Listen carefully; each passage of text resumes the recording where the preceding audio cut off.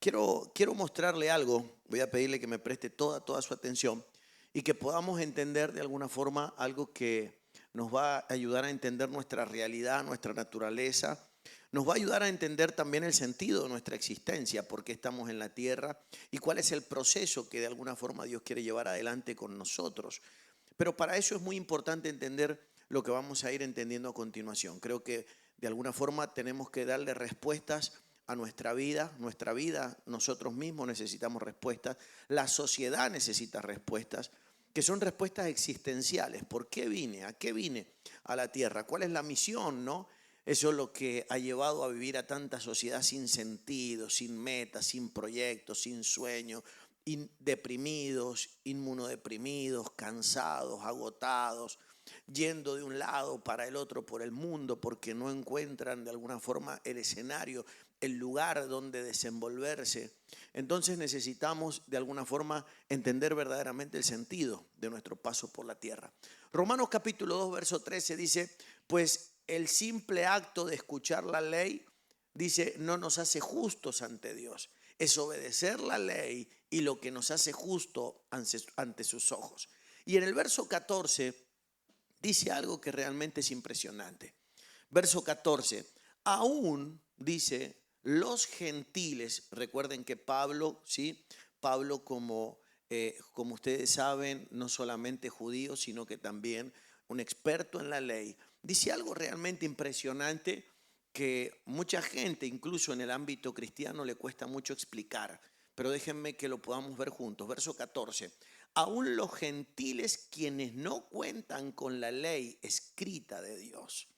O sea que Pablo se está refiriendo a que los que no son judíos no tenían en aquel momento lo que se conocía como la ley escrita, la Torá. No la tenían. Pero claro, eso no es una cuestión importante o grave, porque Pablo dice algo tremendo. Dice entonces, muestran que conocen esa ley, ¿sí? Cuando por instinto la obedecen, aunque nunca la hayan oído. Y esto es realmente impresionante porque Pablo está escribiendo y está diciendo de que la mayoría de los seres humanos o del mundo conocido nunca había escuchado la ley porque la ley era exclusivamente, como ustedes saben, constituida por 5 libros que eran exclusivamente del pueblo judío o hebreo, y de repente él está diciendo que muchos o la mayoría, a pesar de que no la tienen, dice que ellos, vamos a leerlo nuevamente el verso 15, ¿sí? Dice que ellos, verso 15, fíjese lo que dice. Dice, ellos demuestran que tienen la ley escrita en el corazón, porque su propia conciencia y sus propios pensamientos o los acusan o les indican que están haciendo lo correcto.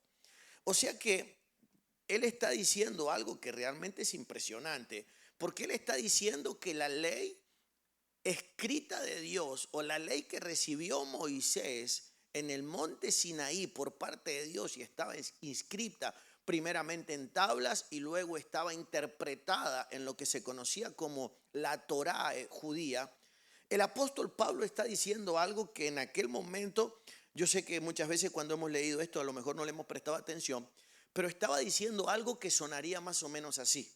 Está diciendo que el hecho de que usted no haya leído la Biblia o que no la haya conocido en ningún caso, no lo justifica exclusivamente para no obedecer a Dios, porque la Biblia está adentro suyo de manera natural. ¿Está conmigo?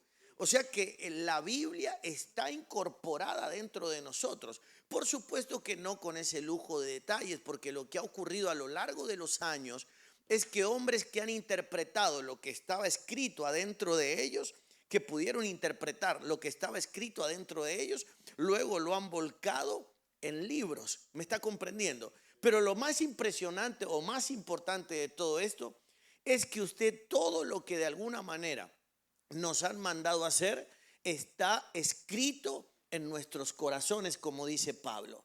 ¿Sí? Por supuesto que si tenemos la posibilidad de leerlo, y usted va a decir, ¿por qué tenemos la posibilidad de leerlo? Bueno, porque hubieron hombres que tuvieron la capacidad por supuesto que nosotros también la tenemos y la deberíamos poder experimentar, de tener una lectura de lo que está dentro nuestro y poderlo volcar hacia afuera. Esa es la Biblia. O sea que la ley, la Biblia, tiene que ver con que hombres interpretaron lo que Dios había escrito en sus corazones y lo volcaron en tablas, lo volcaron en papiros, lo volcaron en papel, para que luego nosotros lo pudiéramos de alguna forma leer mucho más rápido. Pero también Pablo nos está diciendo otra cosa, que ahora yo se las voy a mencionar con más claridad. Verso 14, fíjense lo que dice Pablo al principio. Dice, fíjense lo que dice esto. Vamos a leer el verso 13 nuevamente, pero fíjense lo que dice este verso. Verso 13, dice entonces, pues el simple acto de escuchar la ley no nos hace justos ante Dios. Luego él dice que los que no son los que no son judíos, en este caso hebreos, quienes no cuentan con la ley escrita, nadie se las transcribió, sino que la tienen inscritas en sus corazones. De alguna manera ellos sí la hacían, o dice que cuando ellos la obedecían estaban demostrando que de alguna forma les funcionaba la conciencia. Entonces lo que yo quiero decir es lo siguiente, que de alguna forma nos podemos encontrar, esta es una teoría que yo llevo de alguna manera hace muchos años tratando de explicar, de que hay gente de nosotros que conoce la ley porque la tiene en sus manos escrita, pero de alguna forma no tiene ninguna ventaja sobre aquellos que nunca la han visto de manera escrita, pero la obedecen de manera natural o instintiva. ¿Me está siguiendo, no? Entonces, hay cosas que nosotros tenemos que aprender, porque yo digo lo siguiente. Escuche esto, que esto es lo que de alguna forma Cristo quería que recuperáramos.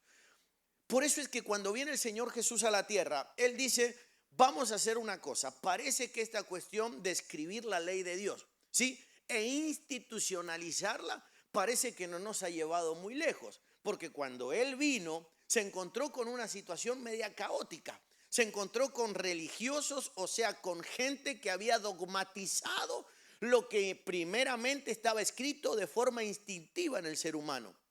O sea, lo dogmatizaron, lo estructuraron y transformaron una gran religión. Entonces, cuando viene Jesús, lo que hace con toda la parte institucional la hace añicos, y Él dice que Él va de alguna forma a resumir todo eso en un grande mandamiento. Sí, amarás al Señor tu Dios con toda tu alma, con todo tu corazón, con todas tus fuerzas. Dice, y a tu prójimo como a ti mismo. Entonces simplificó todo aquello para que de alguna forma fuera más sencillo.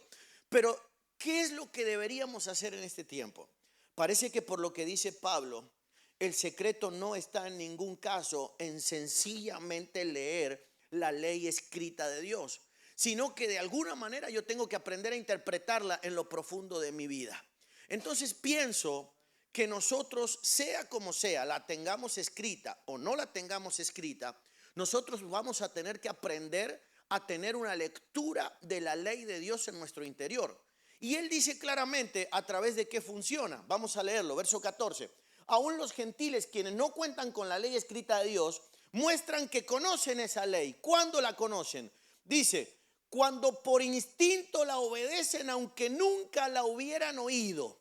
¿Sí? Verso 15. Ellos demuestran que tienen la ley escrita de Dios en el corazón. ¿Por qué? ¿Por qué lo demuestran? Dice, porque su propia conciencia y sus propios pensamientos los acusan o les indican que están haciendo lo correcto.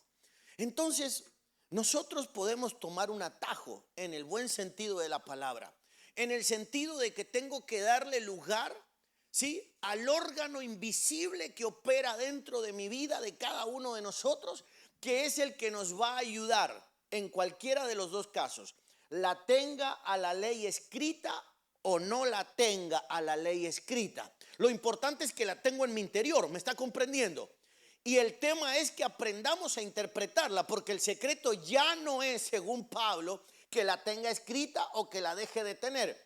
Porque el que la tiene escrita, pero si no la puede entender, y ahora entendemos de que para entenderla no se entiende con el razonamiento, sino que se entiende con estos dos órganos fundamentales que de alguna manera son invisibles. Número uno, la conciencia, y número dos, la mente, que es donde operan los pensamientos. Por eso es que cuando Jesús vino a la tierra nos hablaba de arrepentimiento. Y el arrepentimiento tiene que ver con una metanoia, un cambio de mentalidad. Quiere decir que se tenía que producir algo en el alma. La cabeza, si tenemos que llamarle de alguna manera, de nuestra alma, es nuestra mente. Y la cabeza de nuestro espíritu es la conciencia. Quiere decir que en esos dos ámbitos del ser fundamentales, tanto en el espíritu, la conciencia, como en el alma, la mente, se tiene que producir una renovación para que nosotros podamos interpretar esa ley.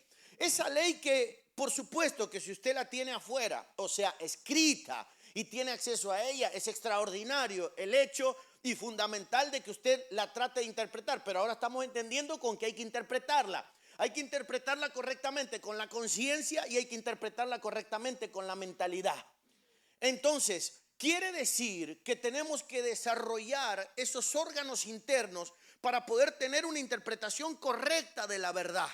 O sea que tiene que ir acompañado de una serie de capacidades internas, la comprensión de esa verdad en la vida. Eso es lo que nos haría a nosotros más espirituales y menos religiosos.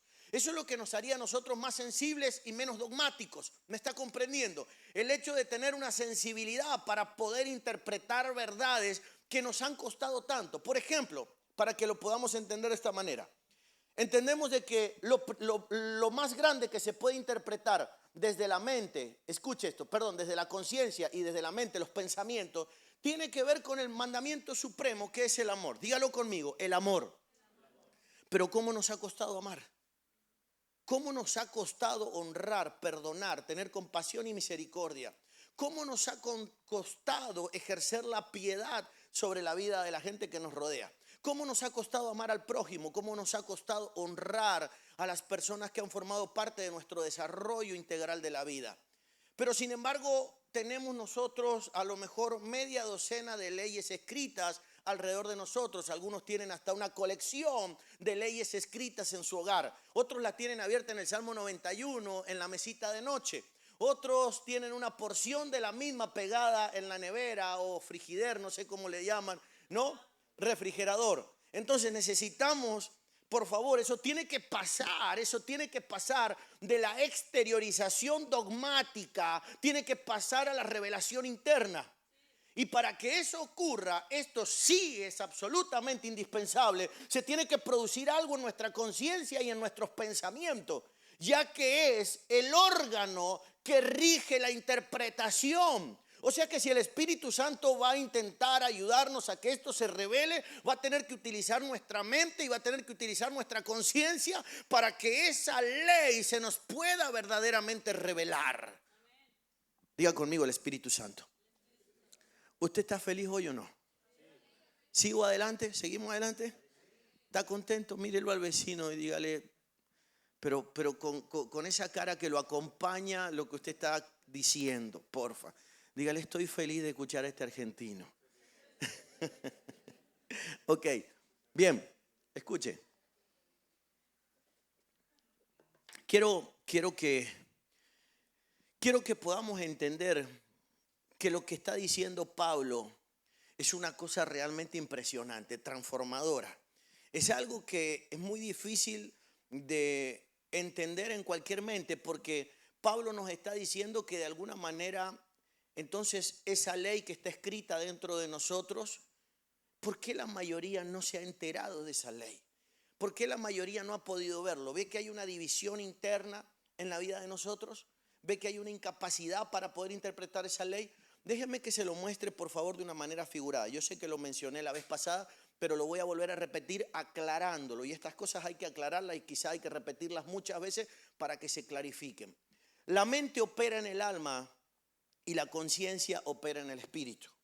Cuando nosotros analizamos las verdades escriturales, parece que las procesáramos solamente en la dimensión de la mente, y algo que le da el equilibrio a la mente o es un contrapeso fundamental y vital para la mente es nuestra conciencia. Nuestra conciencia hace que nosotros seamos menos pensantes y que también seamos, en un sentido, ¿sí?, gente que tiene la capacidad de equilibrarse de manera emocional. O sea, no solamente de manera pensante por la vida, sino que también podamos tener equilibradas las emociones y los sentimientos en la vida de nosotros. Y no que vayamos por la vida con una división interna o un divorcio interno de nuestro ser, donde yo pienso de una manera pero siento de otra, o siento de una y pienso de otra. Y eso nos ocurre en un montón de aspectos de la vida. Por eso es que nos cuesta tanto tomar decisiones o ponernos de acuerdo con nosotros mismos, y ni hablar a la hora de ponernos de acuerdo con la gente que nos rodea. ¿Por qué nos cuesta tanto el ponernos de acuerdo? ¿Por qué nos cuesta tanto poder entrar en una dimensión de la plenitud de la comunión con las personas que nos rodean? Porque el desacuerdo lo tenemos en nuestro interior. Recuerde lo que dice el Salmo. Dice: cuán bueno y delicado es ver a los hermanos juntos y en armonía. ¿Recuerda esa palabra? Armonía. Usa la palabra armonía, no solo usa la palabra juntos, usa la palabra armonía. Y la armonía tiene que ver con el hecho de que nosotros podamos armonizar como si de una orquesta sinfónica se tratara. Quiere decir que nosotros emitimos una adoración, una alabanza, cuando nosotros pensamos y sentimos. Diga conmigo, pensamos y sentimos. Nosotros emitimos algo cuando nosotros pensamos y sentimos.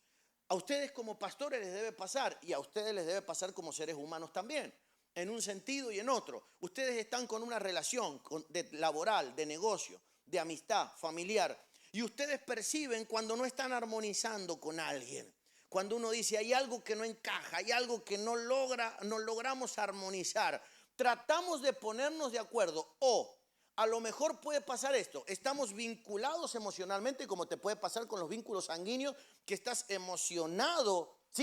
vinculado emocionalmente, pero no puedes coordinar la armonía desde la mente. O sea, no nos podemos poner de acuerdo a nivel pensante, porque pensamos dramática o radicalmente opuesto a lo que piensa el otro, pero estamos vinculados desde el corazón. Eso puede pasar con un hijo, con un papá, con un hermano, con una pareja, ¿me comprende? Pero también puede pasar al revés, de que estoy vinculado en la dimensión del pensamiento. Pensamos similar o igual, pero no podemos compatibilizar. Hay algo que falta desde el corazón. Entonces, para que nosotros podamos armonizar, entendemos de que tenemos que funcionar a nivel mental y a nivel del corazón. Debemos funcionar de manera equilibrada. Diga conmigo, equilibrio.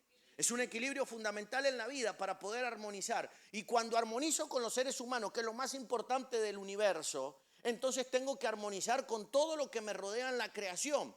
Si armonizo con mis hermanos, entonces estoy armonizando con el Creador. Y si armonizo con mis hermanos y con el Creador, puedo armonizar con toda la creación. Y ahí es donde vienen las oportunidades, los contactos, ahí es donde viene la prosperidad, ahí es donde viene todo lo soñado para la vida del hombre.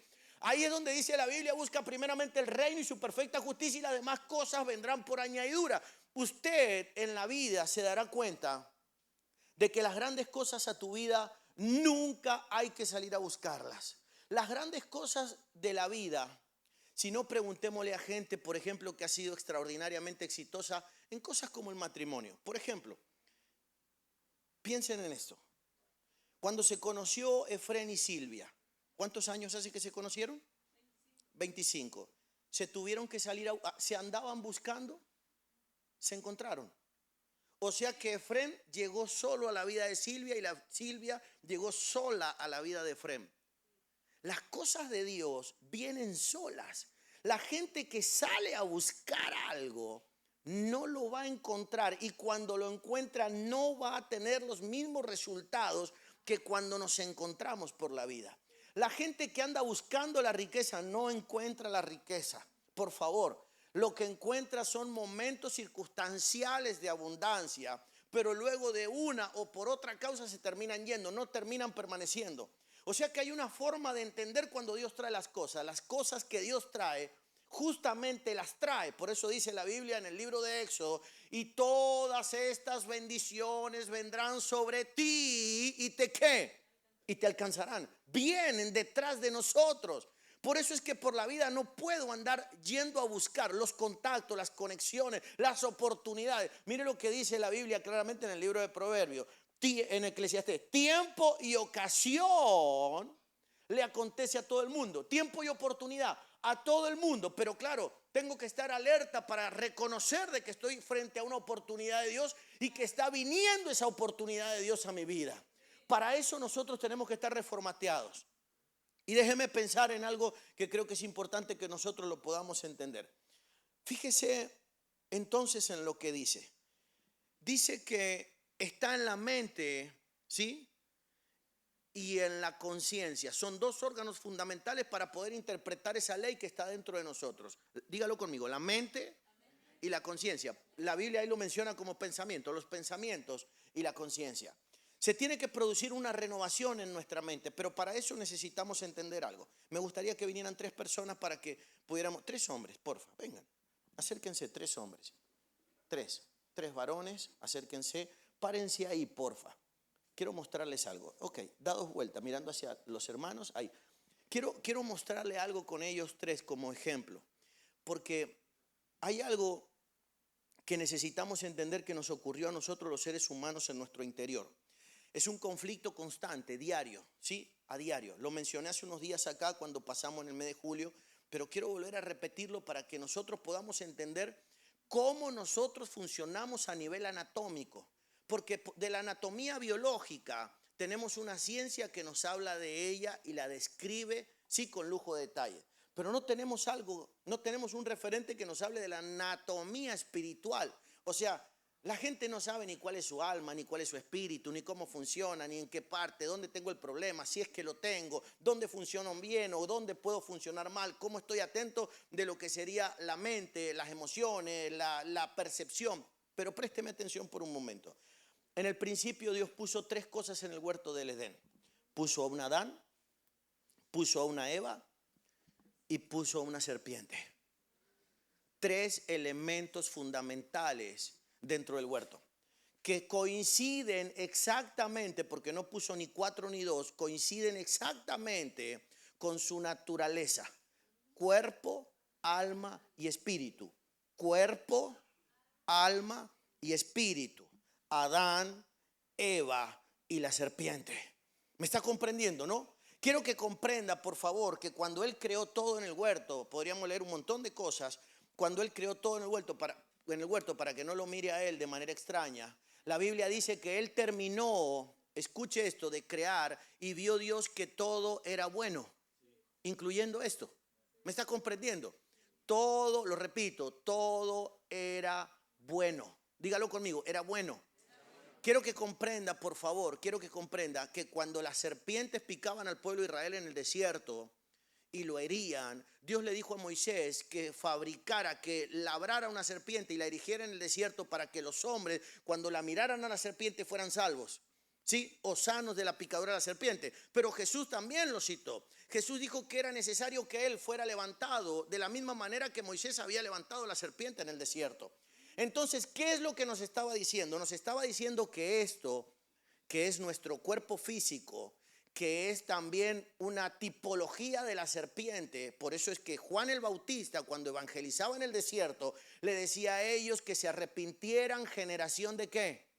De víboras. ¿Por qué? Porque en nuestro cuerpo hay una naturaleza reptiliana. Se eligió la serpiente para que nosotros pudiéramos entender el ejemplo. ¿Por qué? Porque la víbora o el cuerpo se relacionó profundamente con la Eva, que es el equilibrio del ser humano, el alma. Entonces, cuando se relacionó Eva con la serpiente, o sea, su propio cuerpo, dieron a luz frutos de la carne. Pero la idea es que el alma, o sea, Eva, se relacione con Adán para que puedan dar a luz frutos ¿de quién? Del espíritu. O sea que usted tiene adentro suyo la misma naturaleza que tenía Adán.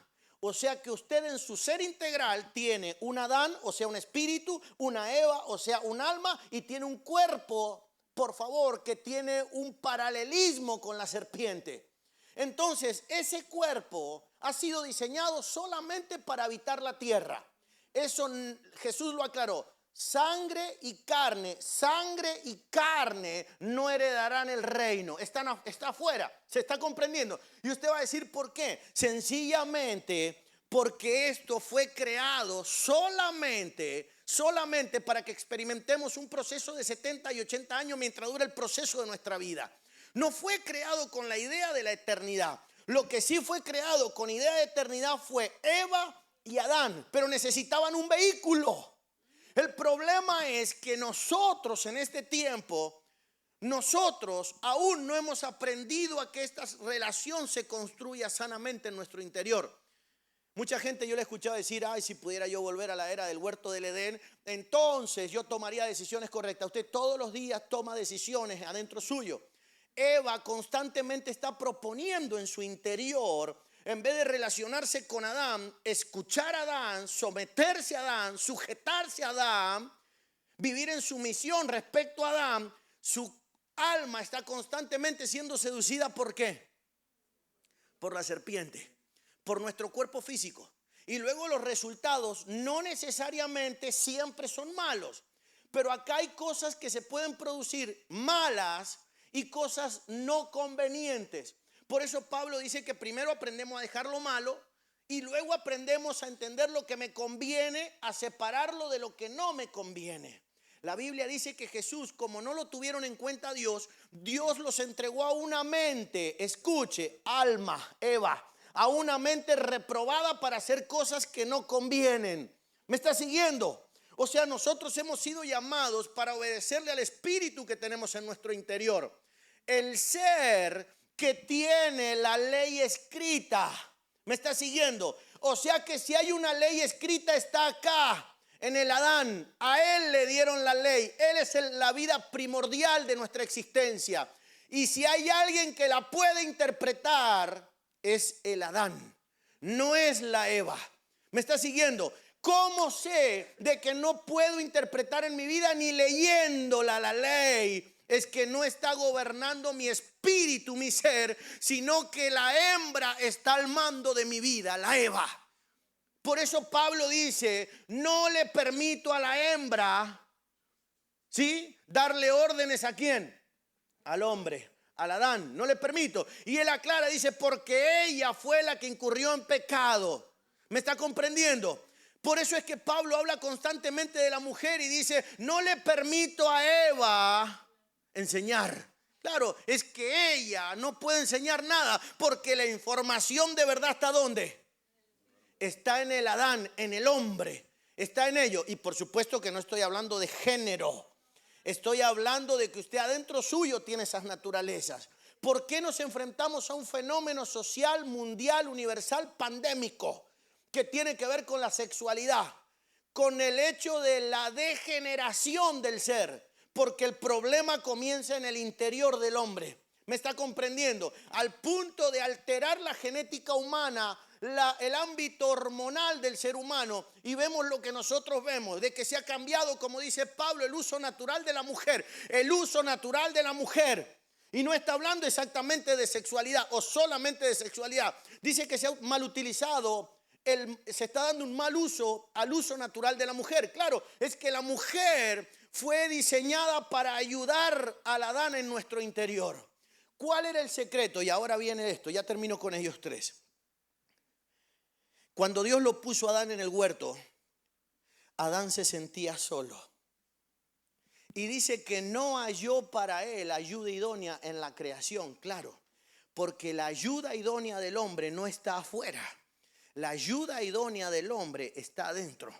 Nosotros incluso hemos interpretado mal todo esto. Hay hombres que van por la vida tratando de encontrar una mujer para sentirse felices.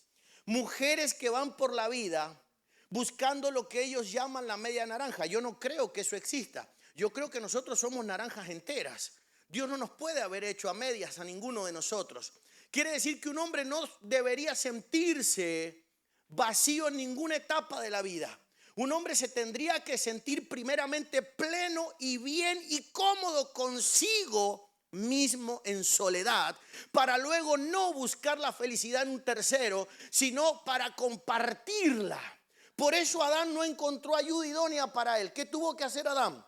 Tuvo que sacar a Eva y ponerla enfrente de él para tener una intimidad perpetuamente.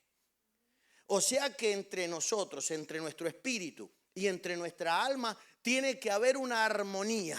Siempre Eva tiene que saber quién es el Adán y el Adán tiene que tener claro quién es la Eva. Acá está la mente, acá están las emociones y acá están los sentimientos.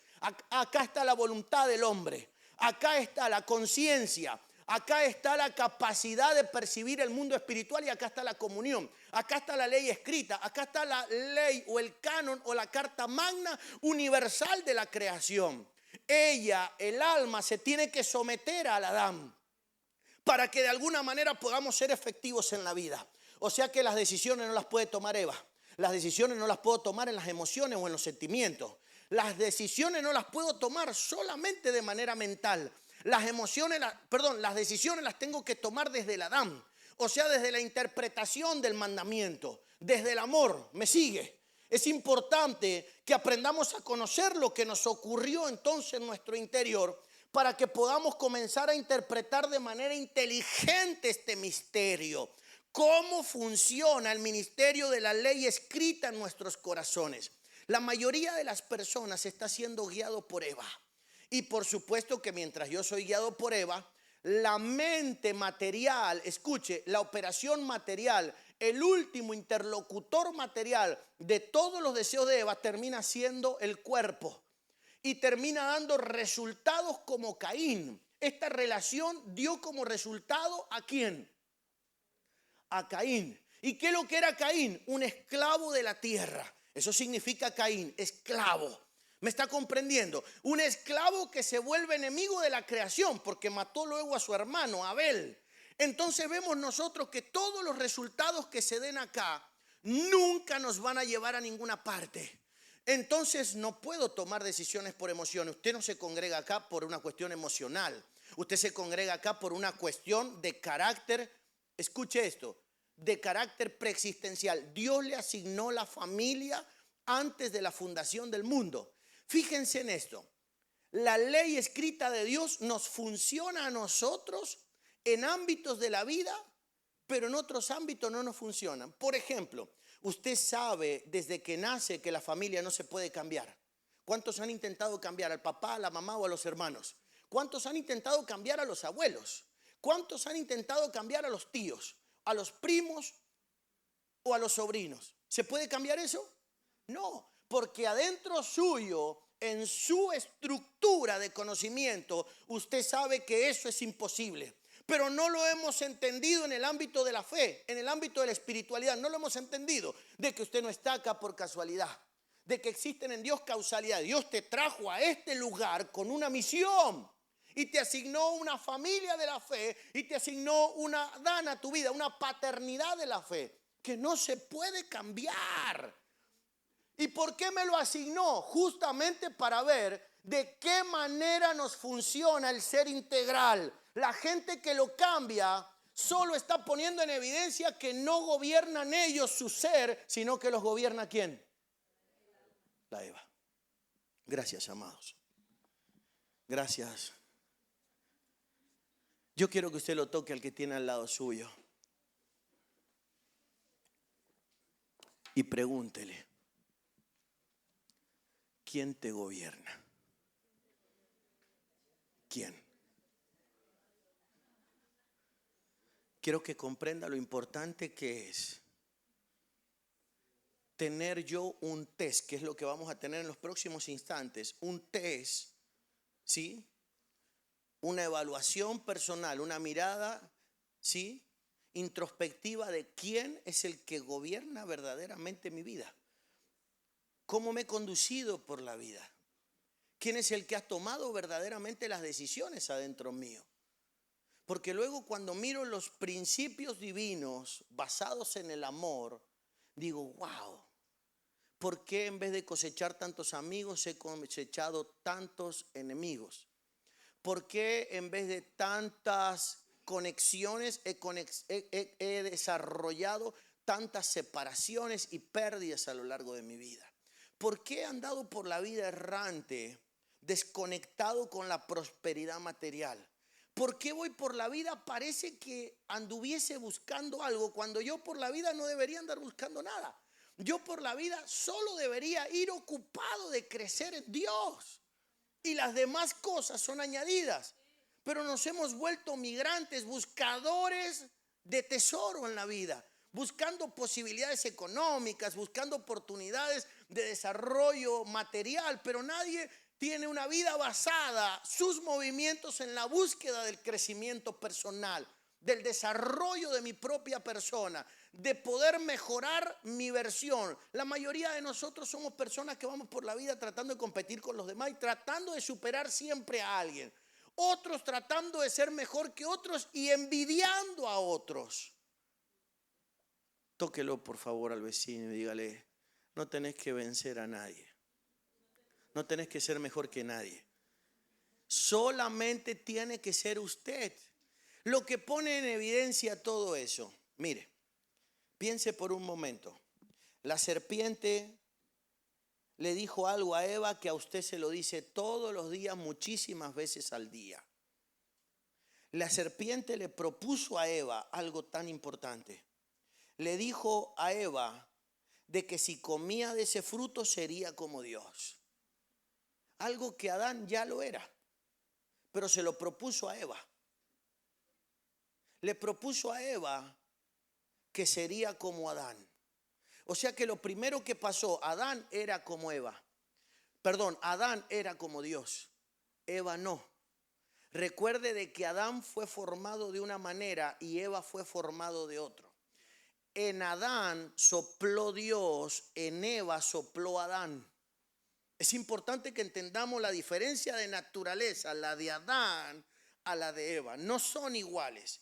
Tu alma y tu espíritu no son iguales. Tu espíritu es eterno. Tu alma tiene un límite de caducidad, tiene una fecha de caducidad. ¿Me está siguiendo? Entonces la serpiente le propuso a Eva que si comía del fruto sería como a Dios, por lo tanto sería como Adán. Lo primero que ocurrió en Eva es que ella entró en un ámbito de competitividad. ¿Le suena esto a algo? Eso somos nosotros. Cuando nosotros estamos tratando de competir con el mundo que nos rodea, e incluso dentro del propio mismo evangelio, es porque nos está gobernando ¿quién? Eva. Cuando le propuso que serían como Dios, Eva lo que está proponiendo es vivir una vida que no es la que le ha tocado vivir a ella. ¿Me está siguiendo? Una vida que no es la vida que le han asignado a ella. Eso se llama envidia. Cuando yo no quiero mi vida, no estoy conforme con mi vida. Yo quiero la que usted tiene. O usted quiere la que yo tengo, o usted quiere la que tiene el vecino. Eso no es normal. Yo tengo que correr mi carrera. Yo tengo una meta que alcanzar y una vida que desarrollar cada uno de nosotros de manera personal. Y para ello tenemos un equipamiento preexistencial de conocimiento. Lo estamos leyendo en el libro de Romanos. Tenemos una ley escrita que es lo único que necesitamos. Y el secreto de la vida es que nosotros aprendamos a interpretar paso a paso. El ser humano o la ley de Dios no se puede leer como en un seminario, no se puede leer como en un libro. Se tiene que leer paso a paso en la vida. Fíjense lo que dice, por favor, le vamos a pedir a Jonathan que nos dé un versículo. Dice la Biblia algo importante, vamos a leerlo también en la Nueva Traducción Viviente. Dice que nosotros mirando la gloria como en un espejo, mirando la gloria como en un espejo, vamos siendo ¿qué? Transformados. Dígalo conmigo, transformados. ¿Cuándo se produce la transformación? ¿Cuántos queremos ser transformados? Mírelo el que tiene al lado suyo y póngale cara de transformación. Porfa. A ver si lo tenemos. Ok. Romanos, 2 de Corintios capítulo 3. Vamos un poquito más adelante. Ok, vamos a leerlo ahí. Mire lo que dice. Así que todos nosotros a quienes nos ha sido quitado el velo podemos ver y reflejar ¿qué? Y el Señor, quien es el Espíritu que nos hace más y más parecidos a Él a medida que somos a su imagen o a su gloriosa imagen. Ok, vamos a leerlo de nuevo para que le preste atención. Así que todos nosotros a quienes nos ha sido quitado podemos ver y reflejar la gloria del Señor. Ver y reflejar. Dígalo conmigo. Ver y reflejar. Pónganle la nueva versión, la Reina Valera. Esa es nueva versión, ¿verdad? NBI. Reina Valera, pónganles para que puedan ver algo. Ver y reflejar. Pero miren cómo dice Reina Valera. Por tanto, todos nosotros mirando a cara descubierta como en la gloria del Señor somos transformados de gloria en gloria. Quiere decir que para poder experimentar la transformación que tenemos que experimentar, tengo que aprender cómo funciona el misterio del reflejo de la gloria o del Espíritu Santo. Porque es la forma en la que somos transformados. Ahora yo quiero hacerle una pregunta. Vamos a leerlo nuevamente. Por tanto, todos nosotros mirando a cara descubierta como en un espejo, por el hecho del reflejo, ¿sí? La gloria del Señor. Entonces, la pregunta es la siguiente. ¿Dónde está la gloria del Señor?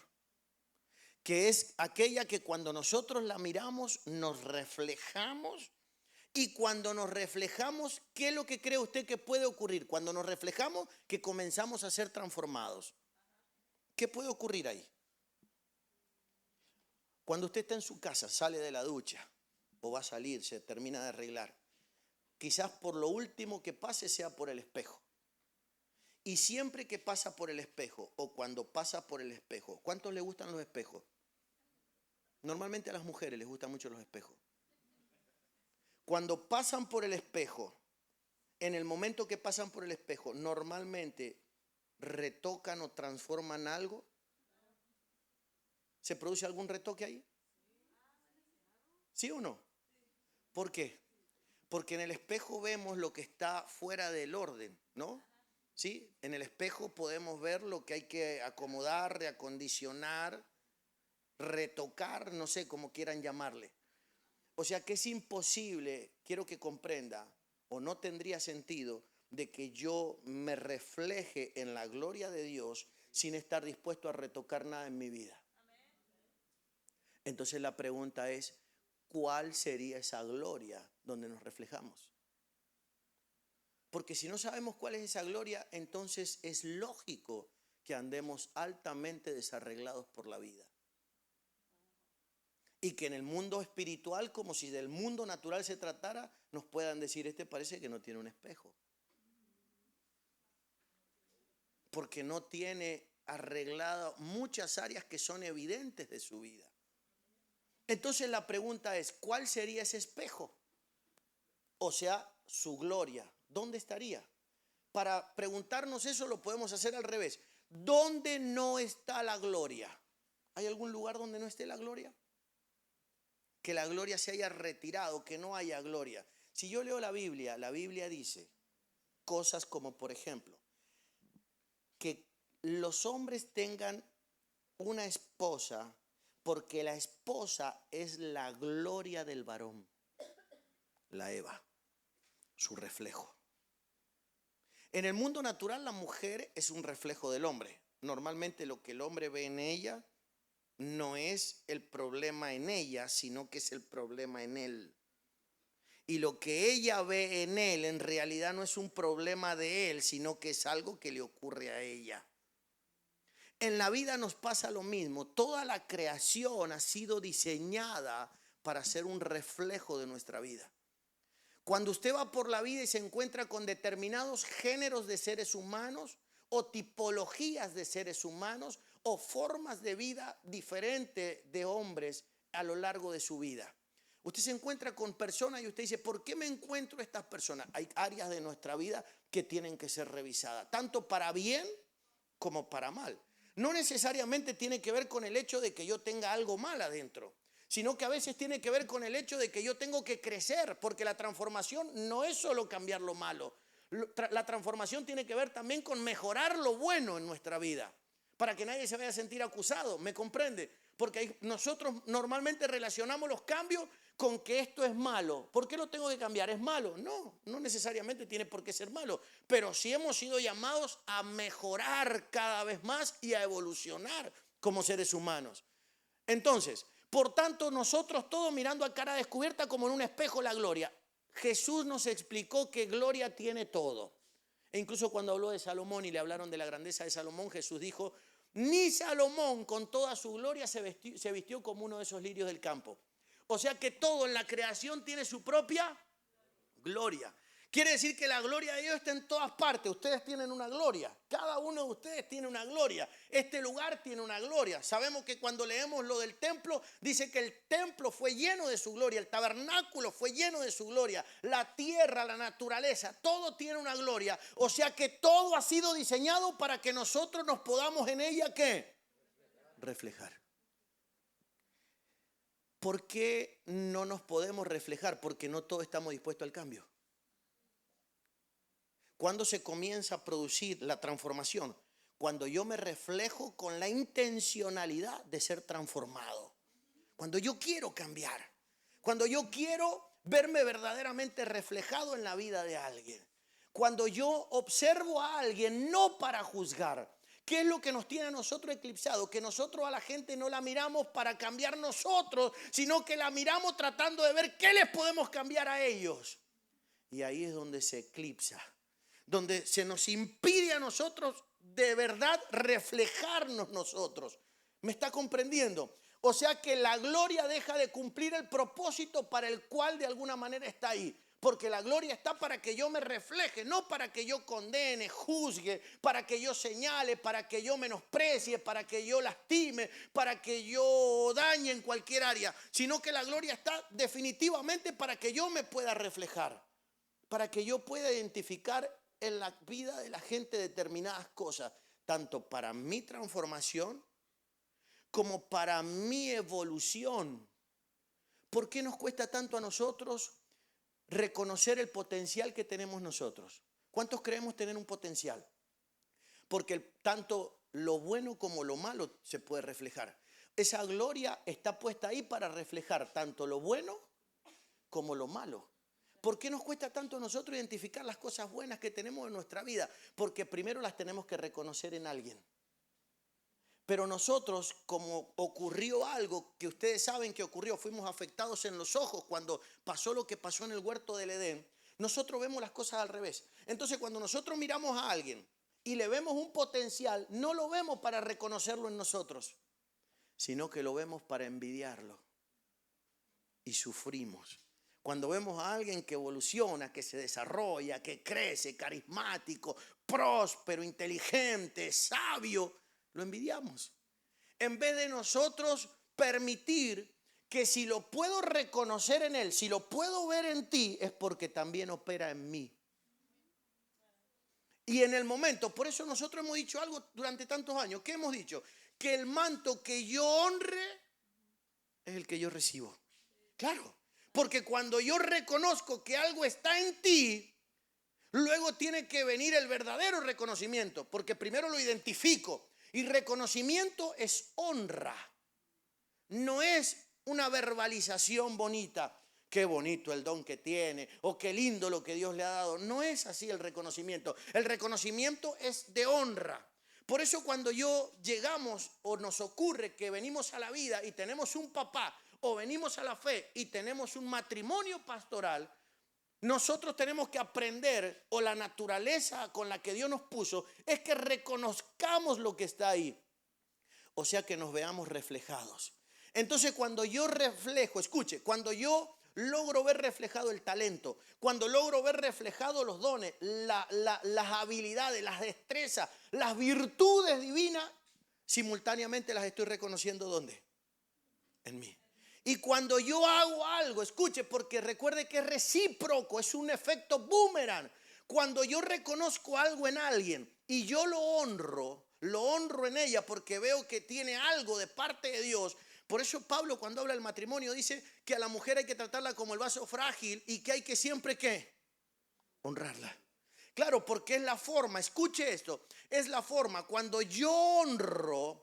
En realidad, no es que le estoy dando algo a ella. En primera instancia se lo estoy dando de frente cuando lo estoy honrando. Pero en realidad estoy honrando lo que yo tengo. Porque si yo estoy observando algo que en realidad lo tengo yo, cuando lo honro, en realidad lo estoy ¿qué? Honrando en mí. Y ahí es donde se produce el desarrollo del hombre. Entonces la pregunta que tenemos que hacer es esto. ¿Usted reconoce que tiene un don? O muchos dones, o muchas capacidades, talentos, virtudes y habilidades dadas por Dios, ¿o no? ¿Y las ha honrado en usted? ¿Cómo hago? Yo tengo una habilidad, yo la quiero honrar en mí. ¿Lo puedo honrar directamente? No puedo. Porque es siembra y cosecha. O sea, en la siembra es el primer paso, pero en la siembra yo suelto la honra y donde en verdad yo recibo es en la cosecha. Entonces, si yo tengo una habilidad, si yo tengo un don, yo primero lo tengo que honrar en un tercero. Ahí están mis padres. Por eso nosotros vinimos a la vida y Dios nos dio automáticamente el terreno fértil para que germine en nuestra vida todo el potencial. ¿Cuál es el terreno? Nuestros padres. En nuestros padres, sembramos en nuestros padres y cosechamos en nosotros. ¿Me está comprendiendo? Claro, porque el amor hace hacer eso. Yo siembro en mi padre porque reconozco un potencial y el manto que honro es el que me cae a mí. Entonces cuando yo honro eso, en realidad no lo estoy haciendo solamente por él, sino que también lo estoy haciendo por quién. Entonces la gente que nunca honró a sus padres, nunca va a ver la manifestación de esos poderes, de esas capacidades que intrínsecamente Dios depositó en nuestro interior. Por eso el secreto de la vida es honra a tu padre y a tu madre. Y luego uno dice, bueno, pero yo tengo un potencial. Y los potenciales que se fueron a la tumba, que son la mayoría, y los potenciales que nunca se terminaron de desarrollar en plenitud. Y la gente que solo entró en los primeros niveles de su potencial. Porque hay gente que tiene pantallazos, pinceladas. Le han permitido como ver vestigios de las capacidades que Dios le ha dado. Pero no las han disfrutado nunca. Nunca pudieron vivir en plenitud de potencial que les tenían. ¿Y qué es lo que le empieza a ocurrir a esa gente? Que comienza a ver potenciales. Dios está tratando de mostrarle potenciales para que ellos puedan identificarse con ellos. Y en vez de ellos honrar esos potenciales, sufren a través de la envidia. ¿Por qué nosotros no envidiamos a cualquiera? Porque nosotros somos genéricos para envidiar. Nosotros no se nos cruza cualquiera por la vida y lo envidiamos. Nosotros envidiamos a la gente que genéricamente está conectada con nosotros. ¿Qué quiere decir eso? Que si yo soy albañil, yo no envidio un médico, yo envidio otros albañiles. Si yo soy médico, no envidio un albañil, yo envidio otros médicos. Y uno dice, ¿por qué? Porque uno tenemos la capacidad de reflejarnos y de reconocer el don que otro tiene. Y cuando yo miro el don que otro tiene y yo he sido un irresponsable con el mío y no lo he podido evolucionar como él lo evolucionó, lo envidio, sufro. Ese sufrimiento es la envidia. Entonces nosotros tiene que haber un cambio en la perspectiva. Estamos empezando a leer esa capacidad que nosotros tenemos en nuestro interior. Esa ley escrita en nuestros corazones la estamos comenzando a interpretar. Y esto tiene que ver con la vida. Tiene que ver con detenernos en la vida por un momento. Por eso es tan importante el ayuno y la oración. Donde yo me pueda meter y decir, Dios mío, yo tengo un potencial. Pero yo no puedo andar por la vida esperando vivir de milagro en milagro como un milagrero con el potencial que Dios me ha dado. ¿Sí o no? No puede ser que yo tenga que recibir un milagro para irme de vacaciones, un milagro para comer, un milagro para tener casa, un milagro para... No es normal eso. Un milagro para comprarme ropa, un milagro para poder comer determinada comida. No es normal. Entonces, y el potencial que Dios me ha dado y la capacidad que Dios me ha dado. Y luego vemos a alguien con nuestras mismas capacidades despegado de la tierra a niveles siderales y lo envidiamos. Tenemos dos caminos. O lo envidiamos y sufrimos con su desarrollo o lo honramos. Claro, lo que pasa es que honrarlo. Ahí es donde viene la palabra que dice que el que mucho tiene, mucho más se le dará. Y al que poco tiene, ese poquito que tiene, será quitado. Y ahí están los milagreros sufrientes. Claro, porque de repente, ¿cómo puede ser que el fulano ha despegado en la vida? Tenemos la misma capacidad y a mí me va como me va y el otro hasta anda en avión privado. Pero sufro. Cuando en realidad lo que tendría que hacer, ahí es donde tengo que someter a Eva. ¿No? Ahí es donde tengo que someter mi alma, mis emociones, mis pensamientos antagónicos. Ahí es donde lo tengo que someter y tiene que aparecer el Adán vivificado. el hombre de Dios, el humilde, el manso, el que reconoce y donde dice, te admiro. Admiro lo que Dios ha hecho con tu vida, te quiero honrar. Y sé que no te hace falta lo que yo tengo, porque encima yo tengo menos que tú. Pero te tengo que honrar, porque es la única llave para que lo que está dentro mío evolucione. Entonces no es fácil esto, porque lo que está haciendo Dios entonces con nosotros es confrontándonos con nosotros mismos. Es sometiendo un área de nuestra vida fundamental que tiene que ver con nuestros pensamientos y que tiene que ver con nuestras emociones. Por eso Pablo, cuando le escribe a Timoteo, le dice, ten cuidado de ti mismo. Claro, ¿de qué parte de mí? De mi espíritu. Y si en mi espíritu soy perfecto, maduro, en mi espíritu conozco y sé todo. Entonces, ¿de qué parte de mí? De tu alma. Tu alma es la que se quiere revelar. Tu alma es la que no está de acuerdo con el plan eterno de Dios. Tu alma es la que no acepta la voluntad de Dios en la tierra. Tu alma es la que se frustra cuando Dios le da una dirección a las cosas. Es la que intentará cambiar los designios de Dios. Es tu alma. Y ahí es donde viene el sometimiento de la Eva. Tengo dos salidas. O la pongo a la Eva en su sitio, o voy a vivir de rodillas toda la vida. Yo quiero que usted lo toque al vecino, pues está muy serio y preocupado.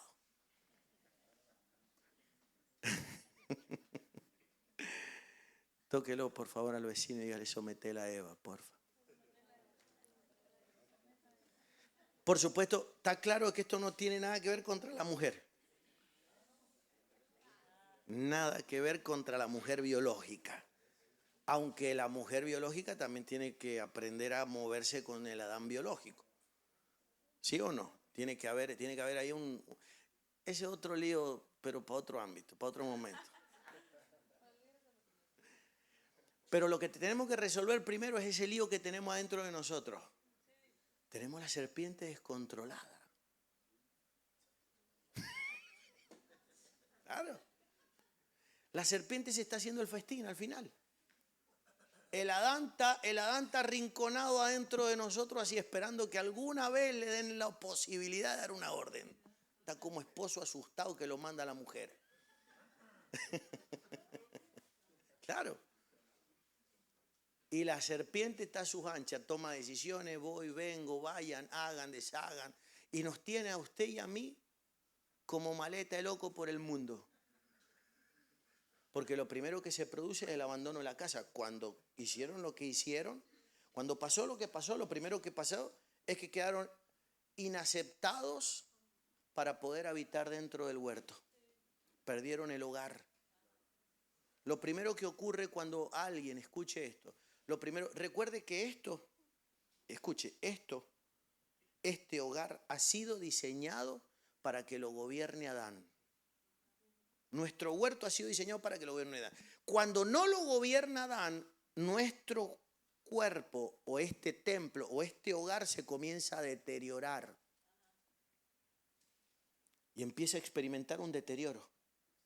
Y ahí vienen las enfermedades, ahí viene el deterioro físico, biológico, que uno dice, pero ¿por qué han entrado en una enfermedad autoinmune como han entrado? ¿Por qué han entrado en una rebelión biológica como es el cáncer, una rebelión celular? Claro, porque entraron en una involución biológica, porque esto fue diseñado para que en esto gobierne Adán. Si Adán no logra gobernar a lo largo de los años o le demostramos a Dios de que Adán nunca va a gobernar, esto ya no tiene más sentido que exista. Ahí es donde se termina la gracia. Ahí es donde se termina la oportunidad, porque Dios constituyó esto, o sea, constituyó un cuerpo que es un hogar con una naturaleza interna, con un fin de que el Adán se pueda salvar. Pero si yo le compruebo a Dios de que Adán no va a gobernar acá manda Eva hasta el final, entonces Dios dice, ok, si no es para mí, no es para nadie. Por eso es que vemos nosotros la muerte prematura, por eso es que vemos tanta desgracia que uno dice, ¿pero por qué? Porque le demostraron a Dios que de ninguna manera Adán iba a gobernar nunca.